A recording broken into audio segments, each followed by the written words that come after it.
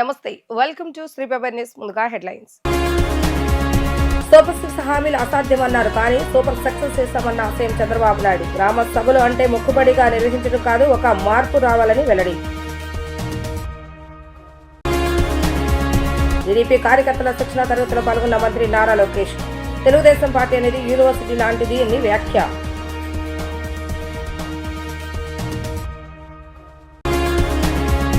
ఆలయాల భక్తుల రద్దీ నియంత్రణ అధికారులతో సిఎస్ విజయనగరం సమీక్ష. ప్రైవేటు ఆలయాల్లో భద్రతపై ప్రత్యేక దృష్టి పెట్టాలని అధికారులకు ఆదేశం.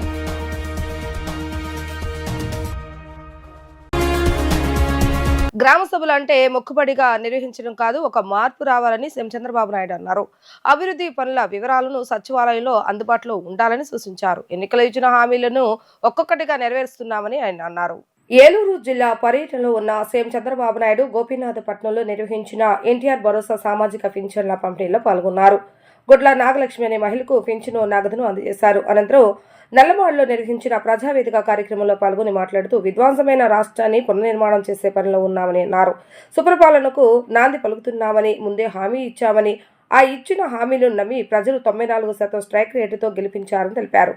డ్రోన్ల ద్వారా పంటలకు మందులు పిచికారీ చేయవచ్చని, అలాగే పంటలకు ఆశించిన తెగుళ్లను గుర్తించవచ్చని అన్నారు. మహిళలను ప్రోత్సహిస్తున్నామని, రాయితీలు ఇస్తున్నామని స్పష్టం చేశారు. సంక్షేమం, అభివృద్ధి, సుపరిపాలన మాట ఇచ్చామని, అలానే దాన్ని చేసి చూపుతున్నామని అన్నారు. ప్రతి నియోజకవర్గంలో జాబ్ మేళాలు పెడుతున్నామని వివరించారు. జిల్లాలో పరిశ్రమలు రావాలి, కుటుంబానికి ఒక పారిశ్రామికవేత్త రావాలని తెలిపారు. రాష్ట్రంలో వ్యవసాయానికి ఎక్కువ ప్రాధాన్యత ఇస్తూనే పరిశ్రమలు తీసుకొస్తున్నామని పేర్కొన్నారు. కొల్లేరు సరస్సు సమస్యకు పరిష్కారం చూపుతామని, అలాగే 2027కి పోలవరం పూర్తి చేసి జాతికి అంకితం చేస్తామని ఆయన వెల్లడించారు. ఒక పక్క తెలుగుదేశం, ఇంకొక పక్క మిత్రుడు పవన్ కళ్యాణ్ గారు, బీజేపీ నరేంద్ర మోడీ గారు, ముగ్గురం కలిసి ఎన్నికల ముందు మీ అందరికీ చెప్పాం. మేము ఆ రోజు ఒక మాట చెప్పాం. ఈ రోజు మా కలయిక మా కోసం కాదు, ఈ రాష్ట్రాన్ని పునర్నిర్మాణం చేయాలి. పూర్తిగా నిర్వీర్యమైనటువంటి ఆర్థిక వ్యవస్థ, విధ్వంసమైనటువంటి ఈ రాష్ట్రాన్ని పునర్నిర్మాణం చేసుకోవాలి. నిండు మనసుతో ఆశీర్వదించమని మిమ్మల్ని కోరాం. ఆ రోజు మేము చెప్పిన మాటలు మీకు గుర్తుంటాయి. ఆ రోజు మేము చెప్పింది అభివృద్ధి చేస్తాం, సమీక్షము ఇస్తాం, సుపరిపాలనకు నాంది పలకతామని నేను, పవన్ కళ్యాణ్ గారు, నరేంద్ర మోడీ గారు మీకు మాట ఇచ్చాం. ఇచ్చిన మాటకు మిమ్మల్ని అందరినీ చూస్తే మామూలు స్పందన కాదు, నా జీవితంలో ఎప్పుడూ చూడనటువంటి స్పందన. ఎవరిని అభ్యర్థిని పెడితే వాళ్ళు గెలిపించారు. 94% స్ట్రైక్ రేట్ అంటే 57% ఓట్లేసి గెలిపించిన ఘనత రాష్ట్ర ప్రజానీకానిది. ఈరోజు చెప్తున్నా, సూపర్ 6ని సూపర్ హిట్ చేసింది ఎన్డీఏ ప్రభుత్వాన్ని మరొకసారి విజ్ఞప్తి చేస్తున్నాను. నెలవారీగా పింఛన్లు, ఇది ఒక సరికొత్త రికార్డు. ఈరోజు మీరు చూస్తే రేపు 14కి ఎగ్జాక్ట్గా 18 నెలలు అవుతుంది. 18 నెలల్లో ఒక్క పింఛన్ల కోసం 50,000 కోట్ల రూపాయలు ఖర్చు పెట్టాం. ఇంకా లెక్కల్లో మీరు చూస్తే 50,763 కోట్ల రూపాయలు ఒక్క పింఛన్ కింద ఖర్చు పెట్టాం. ఈరోజు భారతదేశ చరిత్రలో ఏ రాష్ట్రం కూడా ఇంత పెద్ద మొత్తంలో డబ్బులు ఖర్చు పెట్టడం లేదు. ఒకసారి మీరు చూస్తే మనం సంవత్సరానికి 32,143 కోట్లు ఖర్చు పెడుతున్నాం. మన తర్వాత ఖర్చు పెట్టే రాష్ట్రం తెలంగాణ 8,179 కోట్లు. కర్ణాటక మనకంటే ధనిక రాష్ట్రం, మనకంటే పెద్ద రాష్ట్రం, వాళ్ళు ఖర్చు పెట్టేది 4,712 కోట్లు. ఎందుకు ఈ మాట చెప్తున్నారంటే దగ్గర సంవత్సరానికి 33,000 కోట్లంటే 5 ఏళ్లలో మినిమం 1,65,000 కోట్ల రూపాయలు నెలవారీగా పేదలకు పింఛన్లు ఇచ్చే ఏకైక ప్రభుత్వం ఈ ప్రభుత్వం.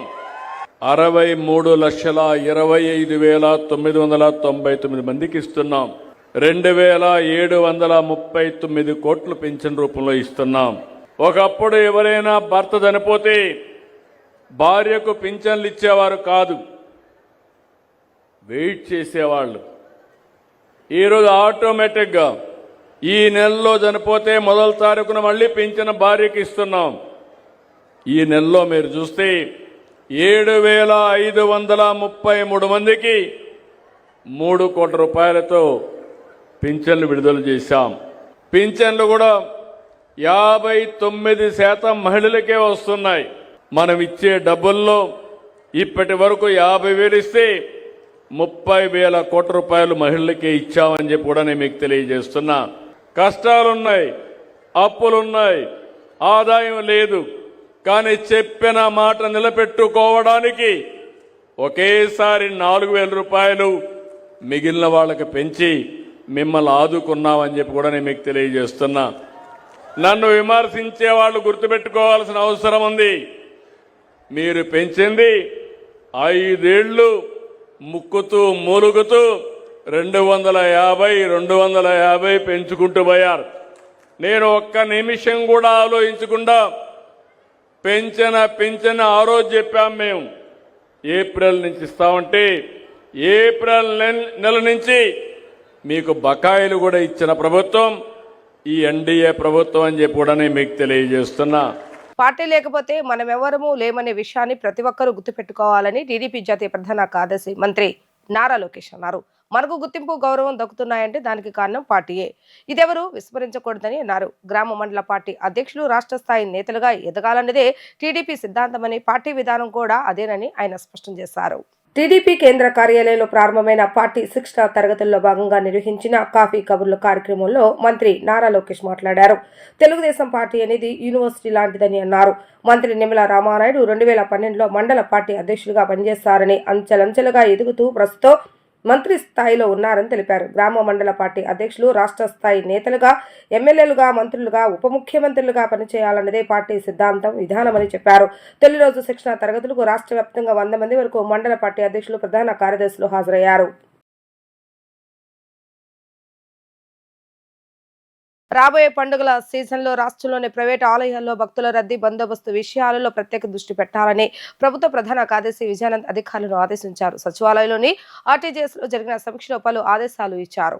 వైకుంఠ ఏకాదశి, ధనుర్మాసం తదితర పర్వదినాల పండుగల రోజుల్లో ఆలయాల్లో భక్తుల రద్దీ నియంత్రణకు చేపట్టాల్సిన చర్యల విషయంలో నిబంధనావళి రూపొందించి అన్ని ప్రైవేట్ ఆలయాలకు జారీ చేయాలని అధికారులకు సూచించారు. ప్రైవేట్ ఆలయాలు మీ పరిధిలోనే కాదనే నిర్లక్ష్యం వద్దని, జిల్లాలో అధికారులు తమ పరిధిలోని ప్రైవేట్ ఆలయాల పర్యవేక్షణపై కూడా దృష్టి పెట్టాలని పేర్కొన్నారు. రద్దీ నియంత్రణకు పోలీసుల అనుమతి తీసుకుని తగిన బందోబస్తు ఏర్పాటు చేసేలా చూడాలని అన్నారు. తొక్కిసలాటకు ఆస్కారం లేకుండా చూడాలని ఆయన అధికారులకు ఆదేశించారు. ఆంధ్రప్రదేశ్ శాసనమండలి చైర్మన్ మోషన్ రాజును ఎమ్మెల్సీ జయమంగళ వెంకటరమణ కలిశారు. తన రాజీనామాను ఆమోదించవలసిందిగా కోరారు. గత వైసీపీ ప్రభుత్వంలో జయమంగళ వెంకటరమణ ఎమ్మెల్సీగా జగన్ ఎంపిక చేశారు. జనసేనలో చేరాలన్న ఆయన ప్రయత్నంలో భాగంగా వైసీపీ ఎమ్మెల్సీ పదవికి పార్టీకి రాజీనామా చేశారు. అయితే ఎమ్మెల్సీ పదవికి రాజీనామా చేసి ఏడాది దాటిపోయినా శాసనమండలి చైర్మన్ ఆమోదించకపోవడంతో ఆయన హైకోర్టును ఆశ్రయించారు. దీనిపై విచారణ చేపట్టిన న్యాయస్థానం 4 వారాల్లోగా రాజీనామాపై నిర్ణయం తీసుకోవాలని ఆదేశించింది. ఈ నేపథ్యంలోనే జయమంగళ వెంకటరమణ నేడు శాసనమండలి చైర్మన్ మోషన్ రాజును కలిసి తన రాజీనామాను ఆమోదించవలసిందిగా కోరారు. జయమంగళ వెంకటరమణ నా పేరు. 2001లో టీడీపీలో జెడ్పీటీసీ చేశాను. 2001-6 స్టేట్ సెక్రటరీ చేశాను. తర్వాత 2009లో కైకలూరు నియోజకవర్గంలో ఎప్పుడూ కూడా టీడీపీ గెలవలే. 83 నుంచి 2009లో మొట్టమొదటిసారిగా బీసీ అభ్యర్థిగా ఎమ్మెల్యే గెలిచాను. 2014లో ఎమ్మెల్సీ ఇస్తానని పొత్తులో భాగంగా మరి బీజేపీకి ఇవ్వడం జరిగింది. కానీ నేను తర్వాతన తెలుగుదేశం తరపున ఇన్ఛార్జిగా 2009లో కేవలం 8,600 మైనస్తో వాటర్ సవి చూడడం, ఇవన్నీ చూసినా సరే 23 వరకు నేను పోరాటం చేశాను. 2023 ఫిబ్రవరి వరకు. అప్పుడు జగన్మోహన్ రెడ్డి గారు పిలిచి, ప్రీతమ మాజీ ముఖ్యమంత్రి వర్యులు జగన్మోహన్ రెడ్డి గారు పిలిచి, మళ్ళీ పొత్తుంటుంది, మళ్ళీ మోసపోతావు కనుక నీకు ఎమ్మెల్సీ ఇస్తానంటే, నేను ఏదైనా ప్రజాసేవ చేయాలంటే అధికారం ఒకటి అవసరమవుతుంది అనే అభిప్రాయం చేత ఖచ్చితంగా ఆయన ఇచ్చిన అవకాశాన్ని తోసిపుచ్చుకోకుండా ఆ బీఫామ్ ఏదైతే వైఎస్ఆర్సీపీ తరపున ప్రీతమ నేత జగన్మోహన్ రెడ్డి ఆ రోజు మాజీ ముఖ్యమంత్రి వర్యులు ఇచ్చారో ఆ బీఫామ్తో 23 మార్చిలో ఎమ్మెల్సీ అయ్యాను. 2023 మార్చి. దాని తర్వాతన కంటిన్యూ కొనసాగాను. తర్వాత కూటమి ప్రభుత్వం వచ్చింది. కూటమి ప్రభుత్వం వచ్చిన తర్వాతన నాకు అనిపించింది ఎమ్మెల్యేలు కానీ ఎమ్మెల్సీలు కానీ ఏదైనా సరే మాకు సంబంధించిన విషయాల్లో వ్యక్తిగత నిర్ణయం మాకు సంబంధించి నేను అనుకున్నాను. ఇంతవరకు 25 సంవత్సరాలు టీడీపీలో చేశాను, సంవత్సరంన్నర వైఎస్ఆర్సీపీలో చేశాను. ఇప్పుడు కూటమి ప్రభుత్వం వచ్చింది, తర్వాత చూసుకోవచ్చు. ఫస్ట్ రాజీనామా చేసి ప్రజల్లోనూ నాకున్న వ్యాపారాలు నాకున్న కుటుంబ విషయాల్లోనూ వాటిని జాగ్రత్తగా చూసుకుని ప్రజల్లో తిరుగుదామన్న ఉద్దేశంతో, ఎందుకంటే ఆపోజిషన్ పార్టీలో ఒక పార్టీలో ఉండి బీఫామ్ తీసుకుని వైఎస్ఆర్సీపీ జగన్మోహన్ రెడ్డి గారు బీఫామ్ తీసుకుని ఎమ్మెల్సీగా మరి రాజీనామా చేయకుండా వేరే పార్టీకి వెళ్ళడం చాలా ఒక ఇండియన్ సిటిజన్గా డాక్టర్ అంబేద్కర్ గారు రాసిన రాజ్యాంగం ప్రకారం చట్టవిరుద్ధం. అందుకనే నేను వెంటనే రాజీనామా సమర్పించి 1 నెల 2 నెలలు అయిన తర్వాత అప్పుడు జనసేన పార్టీలో జాయిన్ అవ్వడం, కూటమి పార్టీలోకి అనుకూలంగా తిరగడం జరుగుతుంది. కానీ నేను ఒకటే చెబుతున్నాను, ఏదైనా ప్రజలకి జనసేన నాకు ఏమి ఇస్తుంది అని ఎవరైతే ఆయన అడిగారు, గౌరవ మనకి ఎవరైతే చైర్మన్ గారు మోషన్ రాజు గారు అడిగారు, చైర్మన్ గారు అడిగినప్పుడు నేను ఒకటే చెప్పాను, ప్రలోభ పెట్టారా ఎవరన్నా, లేకపోతే వ్యక్తిగతంగా నీకేమన్నా అవతల మా పార్టీలోకి రండి అని చెప్పారా అని. ఏమండి, నేను ఏ పార్టీని ఉద్దేశించి రాలేదు, నైతికంగా ఆ పార్టీని వీడి రాజీనామా చేసి ఈ పార్టీలోకి వచ్చాను. అంటే ఇక్కడ మంత్రి ఇస్తారని చెప్పారా మీకు అని అడిగారు, లేకపోతే ఎమ్మెల్సీ ఇస్తానని చెప్పారా అని అడిగారు. నాకు ఎమ్మెల్సీ ఇస్తారో మంత్రి ఇస్తారో తర్వాత నిర్ణయం సార్. నా రాజీనామా ఇప్పటి వరకు మీరు యాక్సెప్ట్ చేయలేదు కాబట్టి 23/11/24లో ఇచ్చాను మీకు రాజీనామా. ఇప్పుడు వరకు యాక్సెప్ట్ చేయలేదు కాబట్టి నేను హైకోర్టుకి వెళ్ళాను. హైకోర్టు 4 వారాల్లో డెసిషన్ తీసుకోమన్నది. మీరు పిలిపించారు కాబట్టి నేను వచ్చాను. నాకు ఎటువంటి ప్రలోభాలు లేవు, ఏవీ లేవు, ఎటువంటి ఆశలు లేవు. జనసేన పార్టీలోకి వెళ్ళిన తర్వాత కూటమి ప్రభుత్వం నిర్ణయం తీసుకుని నాకు ఏ బాధ్యతలు అప్పచెబితే ఆ బాధ్యతలు ప్రజాసేవ కోసం చేస్తాను తప్పితే వేరే వ్యక్తిగతంగా లేదని చెప్పి చాలా స్పష్టంగా చెప్పాను. దానికి నిర్ణయం తీసుకుంటానని చెప్పారు. హైకోర్టు డెసిషన్ కూడా 4 వారాల్లో మీరు నిర్ణయం తీసుకుని ఏ విషయం చెప్పకపోతే కనుక నేను మళ్ళీ మిమ్మల్ని కలుస్తాను సార్, మళ్ళీ మధ్యలో తర్వాత నిర్ణయం తర్వాత తీసుకుంటాను నేను. అందుకనే తొందరలో నాకు నిర్ణయం తీసుకుని చెప్పాల్సిందిగా తమను అభ్యర్థిస్తున్నాను. రాజీనామాని యాక్సెప్ట్ చేయవలసిందిగా మిమ్మల్ని కోరుతున్నాను హైకోర్టు డెసిషన్ ప్రకారం అని చెప్పాను. వైఎస్ఆర్ కాంగ్రెస్ పార్టీ ఎమ్మెల్సీలు 6 ఆంధ్రప్రదేశ్ శాసనమండలి చైర్మన్ కోయే మోషన్ రాజ్తో సమావేశమయ్యారు. 6 ఎమ్మెల్సీలు తమ రాజీనామాలను త్వరగా ఆమోదించాలని కోరారు. అనంతరం ఎమ్మెల్సీ మరి రాజశేఖర్ మీడియాతో మాట్లాడుతూ 2025 మార్చి 19వ తేదీన ఎమ్మెల్సీ పదవికి రాజీనామా చేశానని, ఎవరి బలవంతం లేదని చెప్పారు. స్వచ్ఛందంగానే రాజీనామా చేశానని, ఎవరికి కారణాలు చెప్పుకోవాలనుకోవడం లేదని చెప్పానని కూడా అన్నారు. తనకు వైసీపీలో అన్యాయం జరిగిన మాట వాస్తవమని, 5 ఏళ్లుగా ఓచుకొని పనిచేశానని అయినా గుర్తించడం లేదని అన్నారు. తన రాజీనామాపై మండల చైర్మన్ నిర్ణయం తీసుకోవాల్సి ఉందని, ఆయన నిర్ణయం తర్వాత నా కార్యాచరణ ప్రకటిస్తానని ఎమ్మెల్సీ మరి రాజశేఖర్ స్పష్టం చేశారు. ఆ రోజు చెప్పిందే మరలా తిరిగి ఈరోజు కూడా చెప్పడం జరిగింది. ఆయన మరి ఈ రాజీనామాలు మీరు స్వచ్ఛందంగా చేశారా, ఎవరి ప్రమేయం ఉందా అని అడిగాడు. లేదండి, నేను స్వచ్ఛందంగానే వాలంటరీగా నా ఇష్ట ప్రకారం నేను రాజీనామా చేశాను అని చెప్పి ఆయనకు సమాధానం చెప్పాను. మరి ఇంకా ఆయన కొన్ని ప్రశ్నలు దీనికి సంబంధించిన కాకపోయినా కొన్ని ప్రశ్నలు ఆయన వేయటం జరిగింది. నేను వాటికి కూడా సమాధానాలు తెలియజేయడం జరిగింది. చివరిగా నా రాజీనామాను అంగీకరించండి, నేను వాలంటరీగానే నా రాజీనామా చేశాను, ఇప్పటికే చాలా కాలమైంది కాబట్టి మీరు రాజీనామాని వెంటనే అంగీకరించాలని చెప్పి నేను కోరటం జరిగింది. వాలంటీర్గా ఎందుకు రాజీనామా చేశారు? వాలంటీర్గా రాజీనామా చేయటం అనేది, కొనసాగకపోవడం అనేది అది నా యొక్క హక్కు. అంటే అనారోగ్య కారణాలా లేకుంటే కారణాలు చెప్పి రాజీనామా చేయటం కాదు. అక్కడ నేను రాజీనామా చేయాలి అనేది నా నిర్ణయం. నేను నా స్వచ్ఛందంగా నేను రాజీనామా చేశాను. అంతేగాని నీకు అనారోగ్య కారణాలు ఉన్నాయా, లేకపోతే ఇంకెవరైనా బలవంతం చేశారా, లేకపోతే ఇంకొక ఏదన్నా కారణాలు ఉన్నాయా, ఇవన్నీ ఉండవు రాజీనామాలో. రాజీనామా చేసేటప్పుడు ఎట్లా చేయాలి అనేది లెజిస్లేటివ్ కౌన్సిల్ యొక్క రూల్స్ ఉంటాయి. ఆ రూల్స్ ప్రకారం ఆ ఫార్మాట్లో చేస్తే రాజీనామాను అంగీకరించాలి. కారణాలు లేకపోతే ఇంకా దానికి మించి ఏది చేసినా కూడా ఆ రాజీనామాని అంగీకరించబడదు. అది రూలు. అది లెజిస్లేటివ్ కౌన్సిల్ పాస్ చేసినటువంటి రూల్స్. ఆ రూల్స్ బుక్లో క్లియర్గా ఉంది. దాని ప్రకారమే వాళ్ళు ఇచ్చిన ఫార్మెట్లోనే నేను రాజీనామా చేశాను. నాకు వైఎస్ఆర్ కాంగ్రెస్ పార్టీలో నాకు జరిగినటువంటి అన్యాయం ఈ రాష్ట్రంలో బహుశా ఎవరికి జరిగి ఉండదు. నేను 2011 నుంచి అక్కడ జెండాను నిలబెట్టి మా జిల్లా పార్టీలో బలోపేతం కోసం కృషి చేశాను. నా వలన పార్టీ బజార్కి వెళ్ళింది, వీధికి వెళ్ళింది. అక్కడ నా చాకిరీ ఎవడు చేయలే. అక్కడ నేను ఇంత చేసిన తర్వాత నాకు ఆ పార్టీలో ఏం జరిగిందో మీరు ఒకసారి ఆలోచించండి. ఏం జరిగిందో మీ అందరికీ తెలుసు, మొత్తానికి తెలుసు.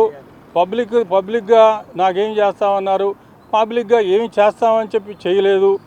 చేయకపోగా ఇంకా రాజశేఖర్ అనేవాడిని ఎట్టి పరిస్థితుల్లో కూడా చిలకలూరుపేట నియోజకవర్గంలో వాడిని రాజకీయంగా బలపడటానికి వీలు లేదు అనేటువంటి ఉద్దేశంతో 5 సంవత్సరాలు నా మీద తొక్కిడి పడింది. మామూలుగా కాదు, 5 ఏళ్ళు తొక్కిడి పడింది. సరే 5 ఏళ్ళు ఓర్చుకున్నాం. 5 ఏళ్ళ తర్వాత 4 సంవత్సరాల తర్వాత నాకు పదవి ఇచ్చాడు. ఆ పదవి రాకముందు కూడా నేను ఆయన ఎప్పుడైతే నాకు పదవి ఇవ్వకుండా దూరం పెడుతూ ఎమ్మెల్సీ పదవులు వచ్చినప్పుడల్లా కూడా నీదే పదవిని కవర్ చేస్తారు, పదవి ఇవ్వడానికి నాకు రాదు, పక్కవాడికి ఎవడికో ఇచ్చుకుంటుంది, దానికి కూడా కాదు. ఇక నేను పోవటం మానేశా. నేను ఆ పార్టీలో తిరగటం కానీ పార్టీలో పోవటం కానీ ముఖ్యమంత్రి గారు అప్పుడున్నటువంటి ముఖ్యమంత్రి గారు జిల్లాలకు పదవులకు వచ్చినప్పుడు కానీ నేను పోకపోతే నన్ను మరలా ఒకళ్ళకి ఇద్దరు నా దగ్గరికి పంపించి పిలిపించుకొని మరలా వాళ్ళు నన్ను దగ్గరికి తీసుకొని నాకు 2023 సంవత్సరంలో నాకు పదవి ఇచ్చారు. సరే పదవి ఇచ్చారు కాబట్టి ఎన్నికల ముందు నేనేమి వేరే రకంగా ఏం చేయలేదు, పార్టీలోనే ఉన్నాను, పార్టీ కోసమే పనిచేశాను. మరి 2024 ఎన్నికలు అయిపోయిన తర్వాత 24 ఎన్నికలు అయిపోయిన తర్వాత నన్ను పిలిచి నీకు చిలకలూరుపేట నియోజకవర్గం ఇన్ఛార్జ్ ఇస్తున్నా అని చెప్పాడు. చిలకలూరుపేట నియోజకవర్గం ఇన్ఛార్జ్ ఇస్తున్నా అని చెప్పిన తర్వాత మరలా ఎవరైతే చిలకలూరుపేట నుంచి గుంటూరు పంపించారో మరలా తీసుకొచ్చి ఆమెను పెట్టాడు. ఇంక ఎట్టి పరిస్థితుల్లో కూడా నాకు ఇక్కడ గౌరవం లేదు, ఉండటానికి వీలు లేదు అని చెప్పి నేను కానీ నాకు సంబంధించినటువంటి వాళ్ళు కానీ అందరం కూడా నిర్ణయం తీసుకున్న తర్వాతనే వెళ్ళారు. విడుదల రజనీ ఒక కారణం ఏదైనా కానీ ఇప్పుడు ఒకసారి కాదు కదా, నాకు మంత్రి పదవి ఇస్తామన్నారు, ఎమ్మెల్సీ ఇస్తామన్నాడు 2019 కానించి ఇది నడుస్తూనే వచ్చింది. 23 దాకా నడిచి వచ్చింది. 23 తర్వాత మరలా తీసుకొచ్చాను పెట్టి నేను మరలా అక్కడే పనిచేసి వాళ్ళని మెప్పించినా ఒకవేళ వాళ్ళు నా పేరు చెప్పకపోతే ఇంకేమీ లేదు అక్కడ. కాబట్టి ఎట్టి పరిస్థితుల్లో రాజశేఖర్ అనేవాడికి అక్కడ గౌరవం లేదు. రెండోది ఏంటంటే అక్కడ రాజకీయంగా ఉండటానికి వీల్లేదు అనేటువంటి ఒక అభిప్రాయాన్ని కలగజేసి అంతా కూడా అది అమలు చేశారు. కాబట్టి నేను బయటికి రావాల్సిన పరిస్థితి వచ్చింది. బయటికి రావడం కూడా నేను రావటం కాదు, రాజీనామా చేసి బయటకు వచ్చాను. పేదలు సమాజంలో గౌరవప్రదంగా జీవించేందుకు రాష్ట్ర ప్రభుత్వం ప్రతి నెల 1వ తేదీన పెన్షన్లు అందజేస్తుందని జిల్లా కలెక్టర్ లక్ష్మీ షా అన్నారు. ఎన్టీఆర్ భరోసా పథకంలో పేదల జీవితాలకు చేయూత లభిస్తుందని అన్నారు. పేదలకు సేవలో ఎన్టీఆర్ భరోసా కింద సోమవారం విజయవాడ గులాబీ తోటలో పెన్షన్ల పంపిణీ కార్యక్రమంలో కలెక్టర్ లక్ష్మీ షా పాల్గొన్నారు. లబ్ధిదారులకు ప్రభుత్వ ఉద్యోగుల ద్వారా జరుగుతున్న పెన్షన్ పంపిణీ తీరుతెన్నులను పరిశీలించారు. లబ్ధిదారులతో ముచ్చటించి ఏమైనా ఇబ్బందులు ఉన్నాయా అని అడిగి తెలుసుకున్నారు. ఈ సందర్భంగా కలెక్టర్ లక్ష్మీ షా మాట్లాడుతూ జిల్లాలో 2,28,968 మంది పెన్షనర్లకు 98.91 కోట్ల మేర పంపిణీ చేయడం జరుగుతుందని అన్నారు. ప్రతి పథకంలోనూ పారదర్శకతకు పెద్దపీట వేస్తూ సుపరిపాలనతో పేదల జీవన ప్రమాణాలను పెంచేందుకు ప్రభుత్వం కృషి చేస్తుందని, ఈ పథకాలను సద్వినియోగం చేసుకుంటూ తమ జీవితాలను ఉన్నతంగా తీర్చిదిద్దుకోవాలని కలెక్టర్ లక్ష్మీ షా అన్నారు. కార్యక్రమంలో డిఆర్డీఏ పీడీ ఏఎన్వి నాంచారావు, వార్డు సచివాలయ సిబ్బంది తదితరులు పాల్గొన్నారు. నిర్మాణ రంగంలో వృధాను తగ్గించి సమయం, డబ్బు ఆదా చేస్తూ నాణ్యత పెంచే లీన్ కన్స్ట్రక్షన్ పద్ధతులు అద్భుత ఫలితాలు ఇస్తాయని, మున్సిపల్ పట్టణాభివృద్ధి రంగంలో ఈ పద్ధతులు వినియోగిస్తే మరింత అద్భుతాలు సృష్టించవచ్చని మంత్రి నారాయణ అన్నారు. లీన్ కన్స్ట్రక్షన్ పద్ధతుల్లో ప్రాజెక్టులు సకాలంలో మంచి నాణ్యతతో పూర్తవుతాయని ఆయన స్పష్టం చేశారు. తిరుపతి ఐఐటిలో నవంబర్ 30వ తేదీ నుంచి డిసెంబర్ 3వ తేదీ వరకు జరుగుతున్న 8వ ఇండియన్ లీన్ కన్స్ట్రక్షన్ కాన్ఫరెన్స్ పరిశ్రమ దినోత్సవంలో మంత్రి ముఖ్య అతిథిగా పాల్గొన్నారు. IIT director professor KN Satyanarayana, ILC సభ్యులు, ప్రొఫెసర్లు మంత్రికి ఘన స్వాగతం పలికారు. మంత్రి జ్యోతి ప్రజ్వలన చేసి కార్యక్రమాన్ని ప్రారంభించారు. IIT Tirupati civil environment engineering విభాగం, ఇండియన్ లీన్ కన్స్ట్రక్షన్ ఇన్స్టిట్యూషన్ సంయుక్త ఆధ్వర్యంలో 4 రోజుల పాటు జరుగుతున్న ఈ సదస్సు లీన్ కన్స్ట్రక్షన్లో ఆవిష్కరణలు, ఉత్తమ అభ్యాసాలను చర్చించే జాతీయ వేదికగా నిలుస్తోంది. మంత్రి నారాయణ మాట్లాడుతూ మున్సిపాలిటీలలో జరుగుతున్న పనులకు ఈ పద్ధతులు ఎంతో ఉపయోగకరమని అన్నారు. త్వరలోనే ఒక మున్సిపాలిటీలో పైలట్ ప్రాజెక్ట్ చేపడతామని హామీ ఇచ్చారు. ఐఐటి తిరుపతి టెక్నాలజీ ఇన్నోవేషన్ హబ్ను మంత్రి పరిశీలించారు. విభాగాధిపతులు టెక్నాలజీ వినియోగంపై వివరించారు. IIT director professor KN Satyanarayana మాట్లాడుతూ విద్యా పరిశోధన, పరిశ్రమ అవసరాల మధ్య వారధిని తొలగించి భారత నిర్మాణ రంగానికి సుస్థిర భవిష్యత్తు అందచేయటమే లక్ష్యమని పేర్కొన్నారు. తిరుపతి ఐఐటిలో institution for lean construction excellence వారి యొక్క చైర్మన్, సెక్రటరీస్ అండ్ మెంబర్స్, అదేవిధంగా తిరుపతి ఐఐటి డైరెక్టర్ మరియు వాళ్ళ స్టాఫ్ మెంబర్స్ అందరితో దేశంలో ఉండే అనేక కంపెనీస్, ఎల్ఎన్టీ కావచ్చు, షాసంజీ కావచ్చు, టాటా లిమిటెడ్ కావచ్చు, గాడ్రేజ్ అండ్ డిఫరెంట్ కంపెనీస్ యొక్క వాళ్ళ మేనేజ్మెంట్ అండ్ ఎంప్లాయీస్తో కూడా ఈరోజు ఇక్కడ సెమినార్ 3 days పెట్టారు. ఆ సెమినార్కి యాక్చువల్గా ఇవాళ నేను పార్టిసిపేట్ చేశాను. దీంట్లో మెయిన్ ఏంటంటే కన్స్ట్రక్షన్ యాక్టివిటీలో, అది ఏ కన్స్ట్రక్షన్ అయినా కానీ, బిల్డింగ్ కావచ్చు, రోడ్స్ కావచ్చు, లేదంటే ఎనీ కన్స్ట్రక్షన్లో వేస్టేజ్ అంటే ఒక డబ్బులు వేస్టేజే కాదు, టైం కావచ్చు, quality, quantity and time, rework, వాటిని మినిమైజ్ చేయటం, ఎట్లా పబ్లిక్ యొక్క మనీని ఏ విధంగా సేవ్ చేయాలి, పబ్లిక్ ఇన్ టైంలో సర్వీస్ని ఎలా డెలివర్ చేయాలి, డిలే ఎలా కాకుండా చూడాలి, చేసిన వర్క్ని మళ్ళా చేయటం, కన్స్ట్రక్ట్ చేసి మళ్ళీ పగలగొట్టి కాకుండా ఒక సిస్టమేటిక్గా వెల్ ప్లాన్కి యాక్చువల్గా ఈ ఆర్గనైజేషన్ వచ్చేస్తుంది. దానికి ఐఐటి తిరుపతి యాక్చువల్గా దానికి హోస్ట్ చేసి దీని మీద చేస్తుంది. అంటే ఈరోజు పార్టిసిపేట్ చేశాను. వారితో యాక్చువల్గా ఫర్దర్గా డిస్కస్ చేసి ఆంధ్రప్రదేశ్లో కూడా మున్సిపల్ అండ్ అర్బన్ యొక్క దీంట్లో కూడా అనేక వర్క్స్ జరుగుతున్నాయి. ఆ వర్క్స్లో కూడా యాక్చువల్గా వీళ్ళ యొక్క సర్వీస్ని ఎలా తీసుకోవాలనేది ఫర్దర్గా డిస్కస్ చేసి ముందుకు పోవడం జరుగుతుంది. దానికి పైలట్ ప్రాజెక్ట్గా ఒక అసైన్మెంట్ తీసుకొని వచ్చేసి సక్సెస్ చేసి దాన్ని అన్ని వర్క్స్కి దాన్ని మల్టిప్లై చేయడం జరుగుతుంది. నారాయణ అమరావతి క్యాంపస్ కోచింగ్ లో ఐఐటి, ఎంఐటిలో సీట్లు సంపాదించడానికి విజయవాడ ఎంతో ఫేమస్ అందరికీ తెలుసని అన్నారు. విద్యార్థులకు చదువుతో పాటు మానసిక వికాసం, ఆటల్లోనూ, పాటల్లోనూ తదితర యాక్టివిటీస్ లో ఉత్సాహంగా పాల్గొనాలని ఆయన తెలిపారు. Narayana college Amaravati campus college days celebrations Vijayawada Siddhartha ఆడిటోరియంలో ఘనంగా జరిగాయి. ఈ కార్యక్రమానికి నారాయణ కాలేజ్ ప్రిన్సిపల్ ఆనంద్ కిరణ్, అధ్యాపకులు, విద్యార్థులు అధిక సంఖ్యలో పాల్గొన్నారు. ఈ సందర్భంగా ప్రిన్సిపల్ ఆనంద్ కిరణ్ మాట్లాడుతూ గత సంవత్సరం ఇంటర్మీడియట్లో స్టేట్ ర్యాంక్ 470కి 468 మార్కులు వచ్చిన విద్యార్థి సుహాద్ చౌదరికి సన్మానించడం జరిగిందని అన్నారు. గత సంవత్సరం మా కాలేజీ నుంచి ఐఐటి, ఎంఐటిలలో ర్యాంకులు సాధించిన విద్యార్థుల తల్లిదండ్రులను సన్మానించడం జరిగిందని తెలిపారు. తమ కాలేజీలో చదువుతున్న విద్యార్థులకు ఒక ఇన్స్పిరేషన్ గా ఉండాలని ఇలాంటి ప్రోగ్రాంలు ఏర్పాటు చేయడం జరుగుతుందని అన్నారు. గుడ్ ఈవినింగ్ అండి. నా పేరు ఆనంద్ కిరణ్, నారాయణ అమరావతి క్యాంపస్ ప్రిన్సిపాల్ని. ఈరోజు డిసెంబర్ 1వ తారీఖున మా కాలేజ్ డే సెలబ్రేషన్స్ సందర్భంగా ద యుఫోరియా 25 అనే థీమ్తో మేము కాలేజ్ డే సెలబ్రేషన్స్ జరుపుకుంటున్నాము. అంటే అమరావతి క్యాంపస్ ఐఐటి, ఎన్ఐటీస్లో కోచింగ్కి సీట్లు సంపాదించడానికి విజయవాడ అంత ఫేమస్ అన్న సంగతి మీ అందరికీ తెలుసు. చదువుతో పాటే పిల్లలకి కొంత మానసిక వికాసం ఉండాలి, extra curricular and co curricular activities లో కూడా పార్టిసిపేషన్ ఉండాలి అన్న ఉద్దేశంతో ఈ ప్రోగ్రామ్ టేకప్ చేయడం జరిగింది. ఈ ప్రోగ్రామ్ లో భాగంగా మా క్యాంపస్ లో చదువుకుని, అమరావతి క్యాంపస్ లో చదువుకుని లాస్ట్ ఇయర్ ఇంటర్మీడియట్ లో స్టేట్ ఫస్ట్ వచ్చిన స్టూడెంట్ 468 అవుట్ ఆఫ్ 470 మార్క్స్ తో సుహాశ్రీ చౌదరి అనే పాపకి మేము సన్మానం చేయడం జరిగింది. అదేవిధంగా లాస్ట్ ఇయర్ మా దగ్గర చదువుకుని ఎన్ఐటీస్, ఐఐటీస్ లో ర్యాంకులు తెచ్చుకున్న 35 మంది విద్యార్థులు వారి తల్లిదండ్రులని సన్మానించడం జరిగింది. ఇది ప్రస్తుతం చదువుతున్న పిల్లలకు ఒక ఇన్స్పిరేషన్ గా ఉండాలి అన్న ఉద్దేశంతో ఈ ప్రోగ్రాం ప్రతి ఏడు ఏర్పాటు చేస్తున్నాము. ఈ ప్రోగ్రామ్ కోఆపరేట్ చేసిన మా కోర్ డీన్ శ్రీ జిఎస్ గారు, డీన్ కేఎస్ గారు, కెమిస్ట్రీ కేఎస్ గారు, అలాగే ఆర్జిఎం శ్రీనివాస్ రెడ్డి గారు, ఏజిఎం ఆంజనేయులు గారు, వీళ్ళందరికీ పేరు పేరున కృతజ్ఞతలు తెలియజేసుకుంటున్నాను.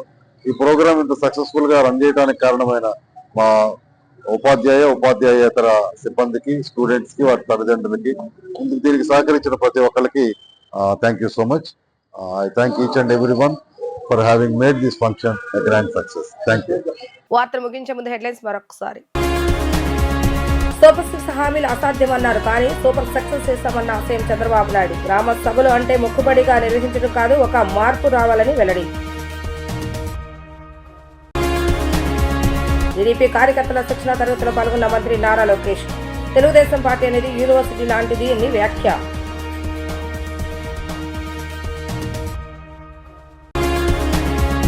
ఆలయాల భక్తుల రద్దీ నియంత్రణ అధికారులతో సిఎస్ విజయనగరం సమీక్ష. ప్రైవేటు ఆలయాల్లో భద్రతపై ప్రత్యేక దృష్టి పెట్టాలని అధికారులకు ఆదేశం.